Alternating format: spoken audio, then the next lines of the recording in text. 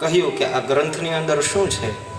તો કે ધર્મ પ્રોજ્જિત કૈતવોત્ર પરમો નિર્મત્સરાણામ સતામ વેદ્યમ વાસ્તવમત્ર વસ્તુ શિવદમ તાપત્રયોન્મૂલનમ શ્રીમદ ભાગવતે મહામુનિકૃતે કિં વા પરેરીશ્વરઃ સદ્યો હૃદ્યવરુધ્યતેત્ર કૃતિભિઃ શુશ્રૂષુ વિસ્તત્ક્ષણાત.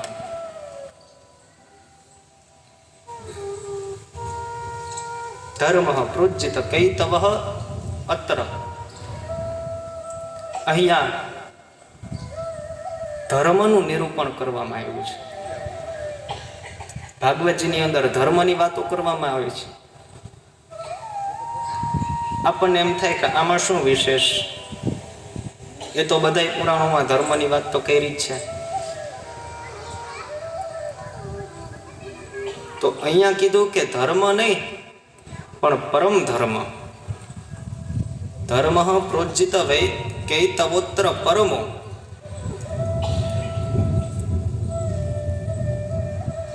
અહીંયા નિષ્કપટ ધર્મનું વર્ણન કરવામાં આવ્યું છે.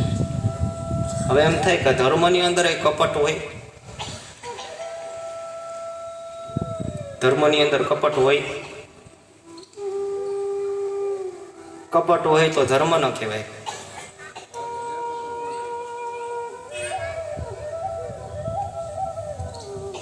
તો કે હા,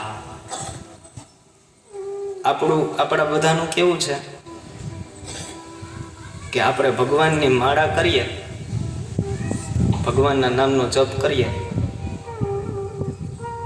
તો પાછળ શું ઈચ્છા રાખીએ? કે ધન મળી જાય,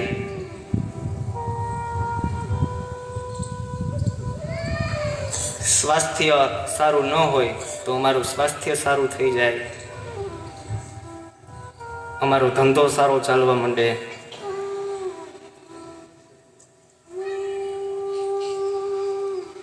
ધર્મનું કાર્ય તો કરીએ પણ પાછળ કામના હોય છે આપણી. આપણે કોઈ ઘરે પૂજા કરીએ સત્યનારાયણની, કોઈ યજ્ઞ કરીએ તો એમાંય આપણે સંકલ્પ કરીએ ધર્માર્થ કામ મોક્ષ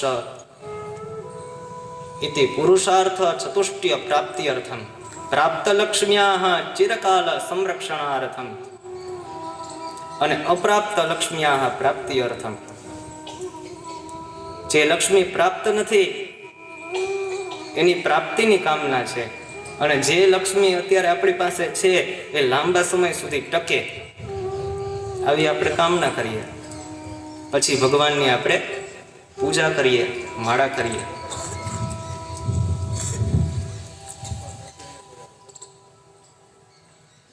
ધર્મ કાર્ય તો કરીએ છીએ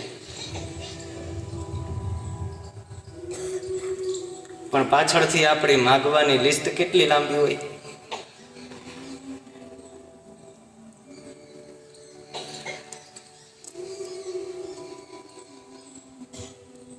તો અહીંયા ભાગવતજીની અંદર નિષ્કપટ ધર્મનું વર્ણન છે.